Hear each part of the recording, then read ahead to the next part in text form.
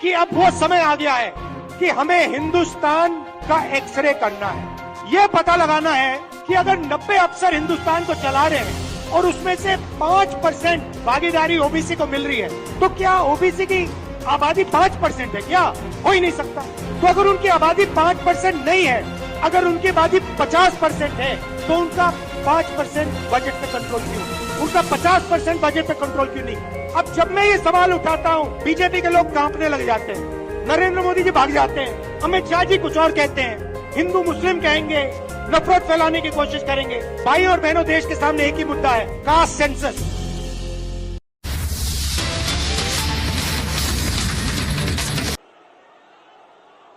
तो एक तरफ गांधी जी, दूसरी तरफ गोडसे, एक तरफ नफरत और हिंसा, अहंकार, और दूसरी तरफ मोहब्बत, आदर, भाईचारा। अब देखिए, जहां भी ये जाते हैं नफरत फैलाते हैं,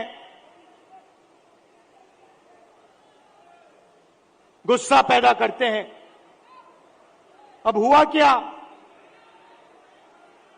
अब मध्य प्रदेश में, मध्य प्रदेश का युवा, मध्य प्रदेश का किसान इनसे नफरत करने लग गया है। जो उन्होंने जनता के साथ किया, अब जनता उनके साथ कर रही है। और इसीलिए हमने ये 7 यात्राएं,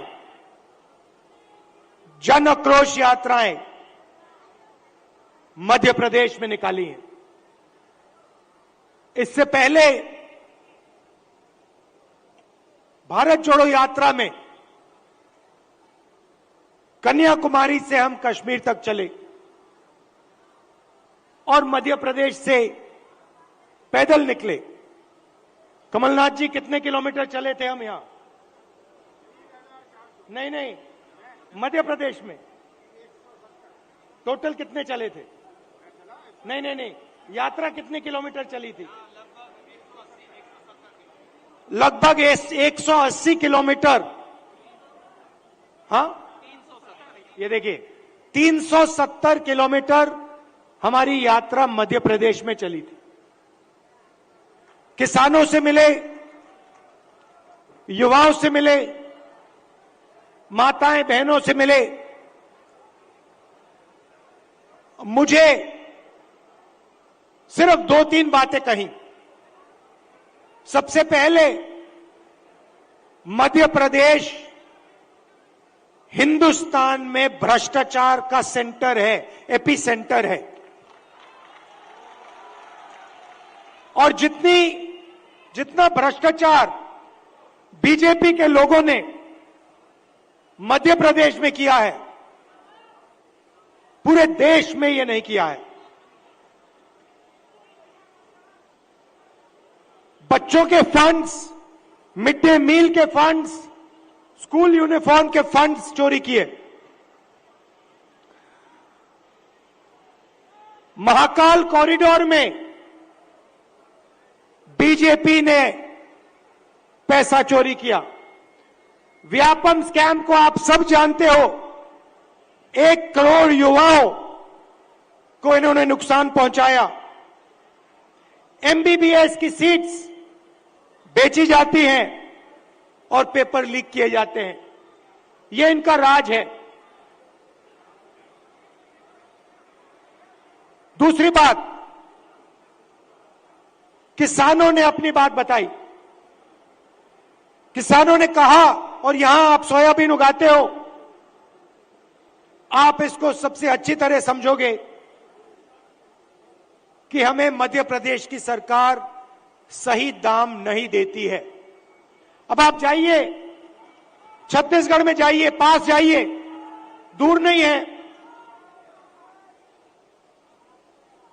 छत्तीसगढ़ जाइए और छत्तीसगढ़ के किसी भी किसान से आप पूछिए, छत्तीसगढ़ में धान के लिए किसानों को कितना पैसा मिलता है, कांग्रेस की सरकार कितना पैसा देती है। हमने वायदा किया था 2,500 रुपए धान के लिए दिए जाएंगे, और छत्तीसगढ़ में जो हमने वायदा किया वो हमने वायदा पूरा करके दिखा दिया। मध्य प्रदेश में कर्जा माफी का वायदा किया, छत्तीसगढ़ में किया, राजस्थान में किया, कर्नाटक में किया। हर स्टेट में हमने कर्जा माफी की थी। यहां पे कमलनाथ जी कर्जा माफ करवा रहे थे और यहां आपको धोखा देके आपकी सरकार को बीजेपी वालों ने चोरी की। सही बात है।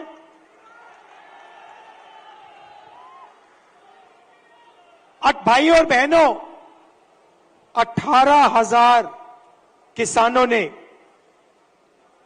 यहां पे पिछले 18 साल आत्महत्या की है।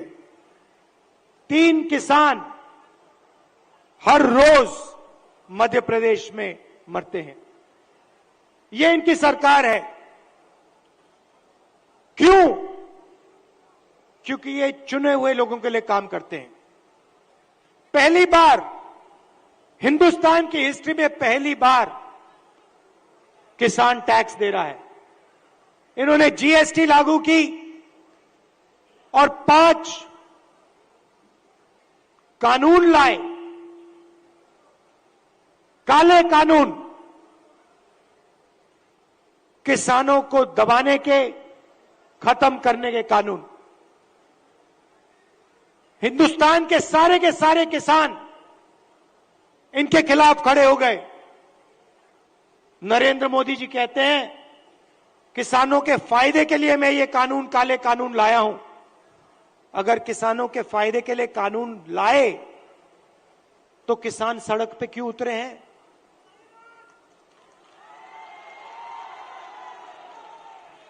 नरेंद्र मोदी जी कहना चाहते थे कि किसानों को कोई समझ नहीं है, किसान अपने हित को नहीं जानते। नरेंद्र मोदी कहना चाहते थे कि हिंदुस्तान के 2-3 अरबपति अदानी जी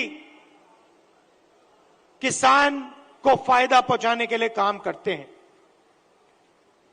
भाइयों और बहनों, आप कर्नाटक जाइए, राजस्थान जाइए, छत्तीसगढ़ जाइए, हिमाचल जाइए, हमारी सरकारें गरीबों के लिए, कमजोर लोगों के लिए काम करती हैं।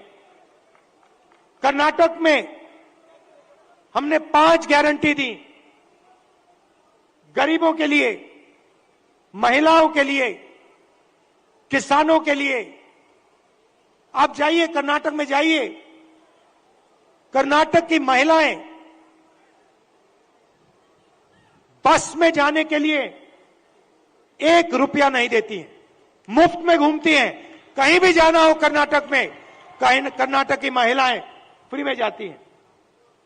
हर महीने उनके बैंक अकाउंट में सीधा पैसा आता है, सरकार पैसा देती है। छत्तीसगढ़ में जाइए, किसानों का कर्जा माफ किया, किसानों को सही दाम दिलवाते हैं। राजस्थान में जाइए, स्वास्थ्य के बारे में पूछिए, मुफ्त में वहां पे दवाई मिलती है। 15 लाख रुपए का वहां पे फ्री में इलाज होता है। हार्ट सर्जरी करवानी हो, बड़ी से बड़ी सर्जरी करवानी हो, राजस्थान में जाइए, पता लगाइए, राजस्थान की जनता को वहां पे फ्री में सर्जरी मिलती है। सरकार जनता के लिए चलनी चाहिए। सरकार किसी संगठन के लिए या 1-2 बड़े उद्योगपतियों के लिए नहीं चलनी चाहिए। और ऐसी ही सरकार हम यहां मध्य प्रदेश में चलाना चाहते हैं। और कमलनाथ जी का काम आपने देखा है, काम करना जानते हैं, और जो उन्होंने काम शुरू किया था वो काम वो मध्य प्रदेश में पूरा करने जा रहे हैं।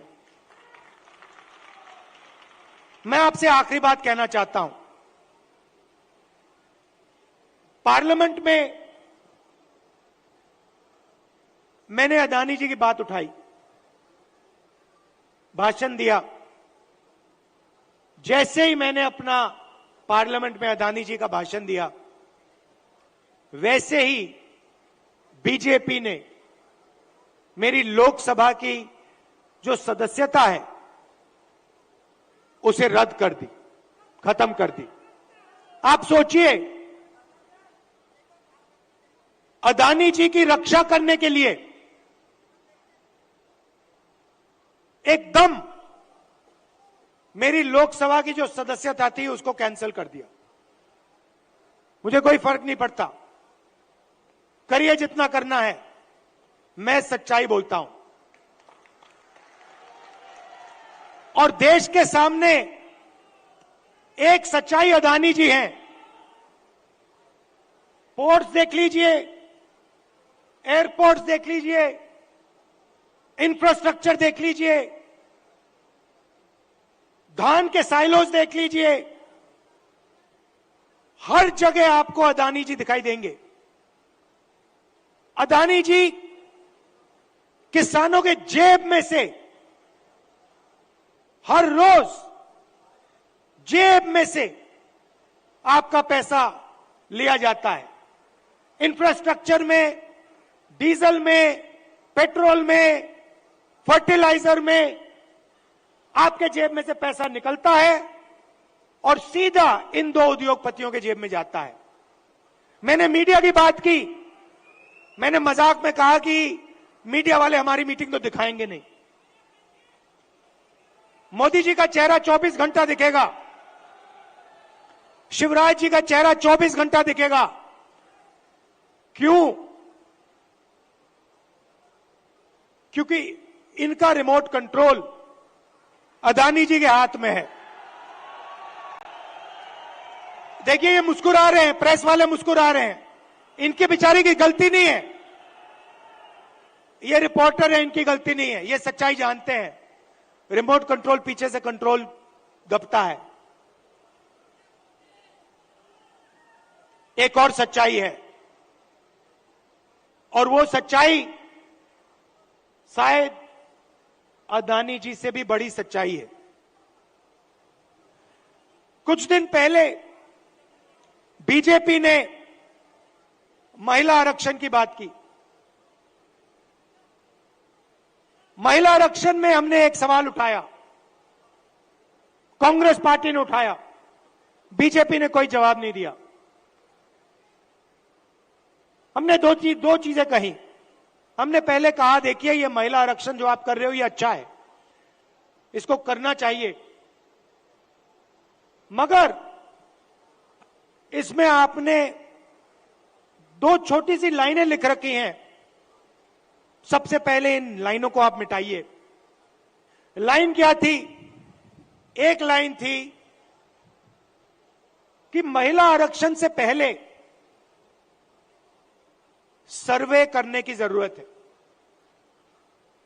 और दूसरी लाइन, महिला आरक्षण करने से पहले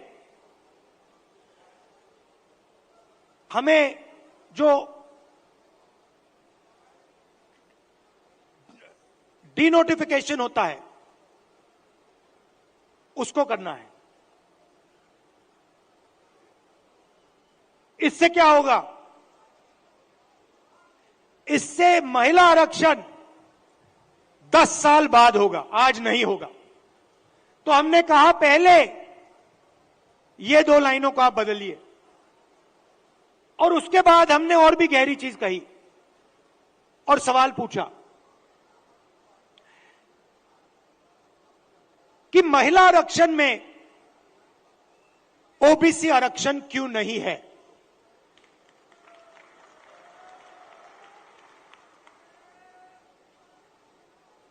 ओबीसी आरक्षण महिला आरक्षण में आपने क्यों नहीं दिया? नरेंद्र मोदी जी, आप कहते हैं कि आप ओबीसी के लिए काम करते हैं, आप ओबीसी के नेता हैं, तो आपने महिला आरक्षण के अंदर के बीच में ओबीसी आरक्षण क्यों नहीं किया? अब भाषण से पहले मैंने आंकड़े देखे और मैं हैरान हो गया। भाइयों और बहनों, नरेंद्र मोदी कहते हैं कि बीजेपी में ओबीसी के एमएलए और एमपी हैं। सबसे पहले कांग्रेस के तीन चीफ मिनिस्टर ओबीसी हैं, ये याद रखिए आप। हमारी 4 सरकारें हैं, 3 हमारे ओबीसी चीफ मिनिस्टर हैं। दूसरी बात, आप पार्लियामेंट में, विधानसभा में चले जाइए और बीजेपी के किसी भी एमएलए से पूछ लीजिए, एमपी से पूछ लीजिए, आपसे कुछ पूछा जाता है क्या? जब कानून बनाए जाते हैं आपसे कुछ पूछा जाता है? आपको कहेंगे भैया हमारे से कुछ कोई नहीं पूछता। कानून आरएसएस वाले लोग बनाते हैं, कानून अफसर बनाते हैं, कानून बीजेपी के एमएलए और एमपी नहीं बनाते। सच्चाई भाइयों और बहनों एक और है। सच्चाई यह है कि हिंदुस्तान को 90 अफसर चलाते हैं।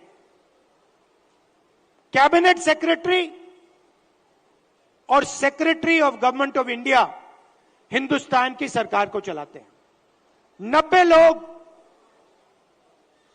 ये कानून बनाते हैं, ये निर्णय लेते हैं पैसा किधर जाएगा, कितना पैसा कहां जाता है। अब मैं आपसे सवाल पूछना चाहता हूं, बीजेपी के 10 साल से सरकार है, 90 अफसर सेक्रेटरी हिंदुस्तान को चलाते हैं।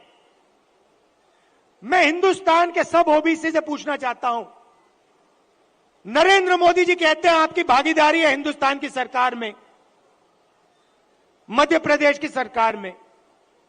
आप मुझे बता दो, इन 90 अफसरों में से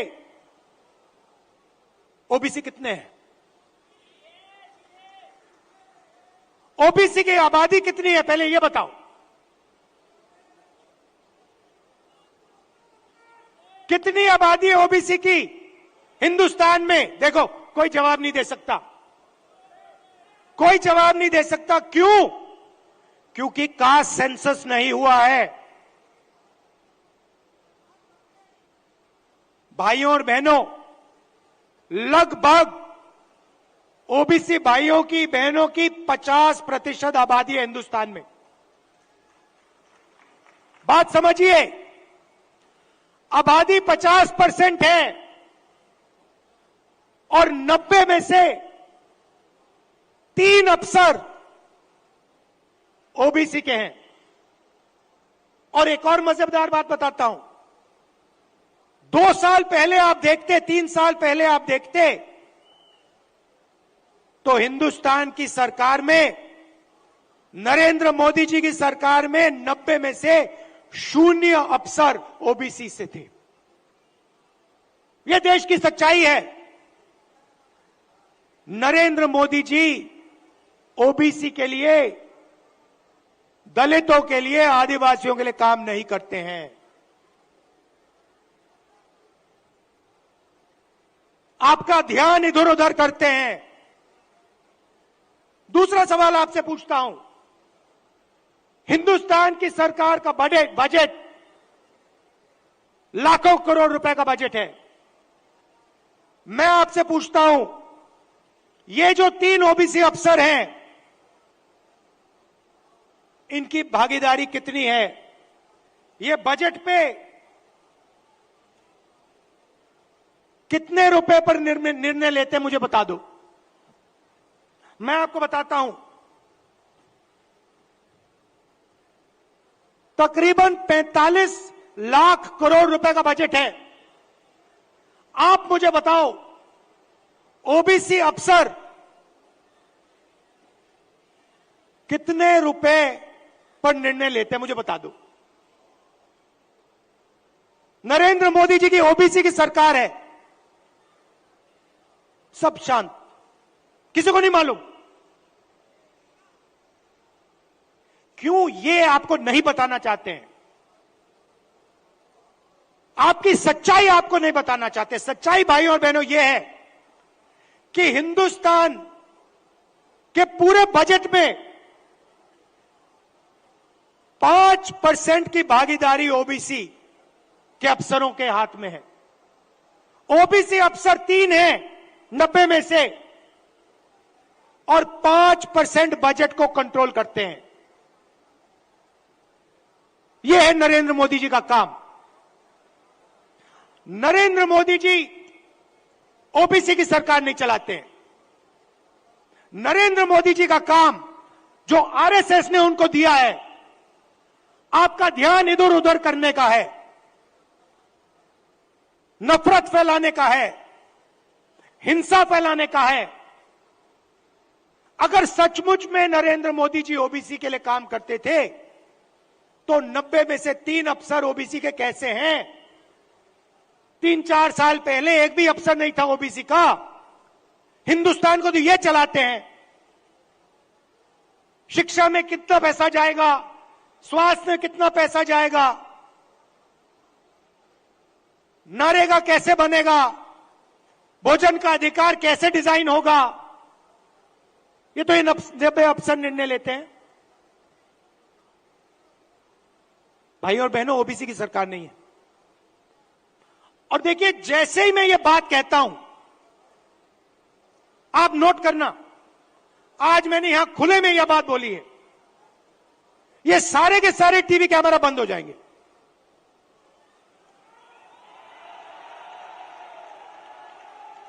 आप देख लेना, ये सारे के सारे बंद हो जाएंगे। क्योंकि जो सच्चाई है देश की, कि ये जो सारी की सारी लूट हो रही है,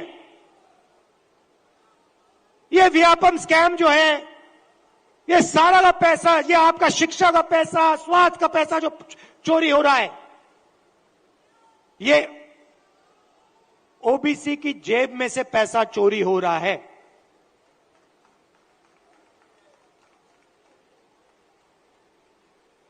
ये मैं आपसे कहना चाहता था, इसको आप मत भूलिए। सबसे जरूरी चीज, जैसे कमलनाथ जी को चोट लगी, आपको चोट लगी, सुना है, लगी ना? कमलनाथ जी यात्रा में निकले, रथ पे, रथ के कोने पे खड़े थे,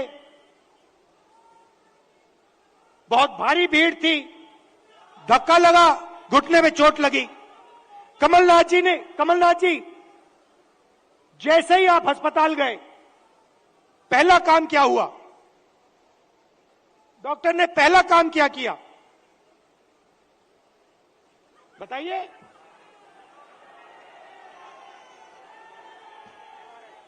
पहला काम डॉक्टर ने एक्सरे लिया, एमआरआई लिया। उसके बाद डॉक्टर ने कहा हां, घुटने में यह प्रॉब्लम है। अब मैं यही बात कह रहा हूं, सब लोग कहते हैं हिंदुस्तान में ओबीसी है, दलित है, जनरल है, आदिवासी हैं, मगर जब हम सवाल पूछते हैं ओबीसी कितने हैं, जनरल कितने हैं, दलित कितने हैं, आदिवासी कितने हैं, कोई जवाब नहीं दे पाता। देखो, मैं पूछता हूं, भैया ओबीसी कितने हैं हिंदुस्तान में? कोई नहीं दे सकता। तो मैं ये कह रहा हूं कि अब वो समय आ गया है कि हमें हिंदुस्तान का एक्सरे करना है। यह पता लगाना है कि अगर 90 अफसर हिंदुस्तान को चला रहे हैं और उसमें से 5% भागीदारी ओबीसी को मिल रही है, तो क्या ओबीसी की आबादी 5% है? क्या हो ही नहीं सकता। तो अगर उनकी आबादी 5% नहीं है, अगर उनकी आबादी 50% है, तो उनका 5% बजट पे कंट्रोल क्यों है? उनका 50% बजट पे कंट्रोल क्यों नहीं है? अब जब मैं ये सवाल उठाता हूं, बीजेपी के लोग कांपने लग जाते हैं, नरेंद्र मोदी जी भाग जाते हैं, अमित शाह जी कुछ और कहते हैं, हिंदू मुस्लिम कहेंगे, नफरत फैलाने की कोशिश करेंगे। भाई और बहनों, देश के सामने एक ही मुद्दा है, कास्ट सेंसस। ओबीसी कितने हैं और उनकी भागीदारी कितनी होनी चाहिए, यह हिंदुस्तान के सामने सबसे बड़ा सवाल है। और कांग्रेस पार्टी की हिंदुस्तान में सरकार है, पहला काम यह हम करके दिखाएंगे। अब बीजेपी के पास मजे की बात सुनिए, कास्ट सेंसस कांग्रेस पार्टी ने किया, जब हमारी सरकार थी हमने किया। सारे के सारे आंकड़े नरेंद्र मोदी जी के पास हैं। हिंदुस्तान में कौन सी जात की कितनी आबादी है, हिंदुस्तान की सरकार जानती है। हिंदुस्तान में ओबीसी कितने हैं, हिंदुस्तान की सरकार जानती है। नरेंद्र मोदी हिंदुस्तान के ओबीसी को यह बताना नहीं चाहते हैं कि आप कितने हो, क्योंकि वो आपको भागीदारी नहीं देना चाहते हैं, वो आपको सच्ची शक्ति नहीं देना चाहते हैं। वो आपके लोगों को विधानसभा में बैठा देते हैं, मगर फिर उनको बिल्कुल चुप करा देते हैं। हम चाहते हैं कि सबकी भागीदारी हो, किसानों को सही दाम मिले। ये सबका हिंदुस्तान है, 2-3 उद्योगपतियों का नहीं है।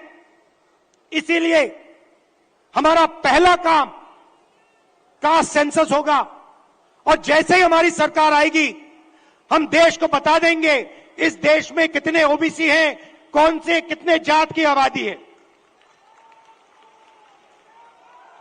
ये अगर हमें सचमुच में हिंदुस्तान की जनता को शक्ति देनी है, तो जैसे कमलनाथ जी का एक्सरे हुआ था, एमआरआई हुई थी, वैसे ही हम हिंदुस्तान का एमआरआई, हिंदुस्तान का एक्सरे करा के देंगे। आप सबका दिल से बहुत बहुत धन्यवाद। नमस्कार, जय हिंद।